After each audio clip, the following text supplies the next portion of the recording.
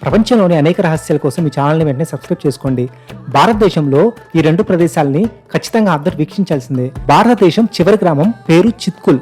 ఇది Bharat, Tibet, China సరిహద్దుల్లో భారత్ వైపున ఉన్న గ్రామం. అయితే ఇందులో మనుషులు ఎవ్వరు జీవించడం లేదు.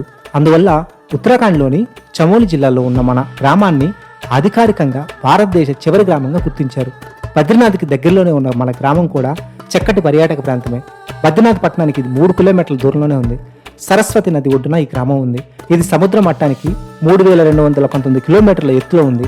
దీని చుట్టూ హిమాలయాలు ఉన్నాయి. ఈ గ్రామాన్ని చూసేందుకు ప్రజలు ఎక్కువగా మే జూన్లో వస్తుంటారు.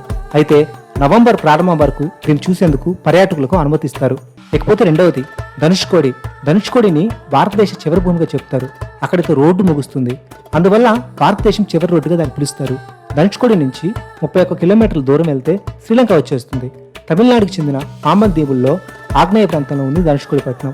ప్రస్తుతం ఇక్కడ ఎవరు ఉండడం లేదు. 1964లో రామేశ్వరం తుఫాను వల్ల ఈ పట్టణం నాశనమైంది. ఆ తర్వాత నుంచి ఇక్కడ ఎవరు జీవించడం లేదు. పురాణాల ప్రకారం శ్రీరాముడు ఇక్కడి నుంచే ఆంజనేయ స్వామిని రామసేతు నిర్మించమని ఆదేశించినట్లు చెబుతారు. ఈ షార్ట్ మీకు నచ్చినట్లయితే లైక్ చేయండి, కామెంట్ చేయండి, షేర్ చేయండి, సబ్స్క్రైబ్ చేసుకోవడం మర్చిపోకండి.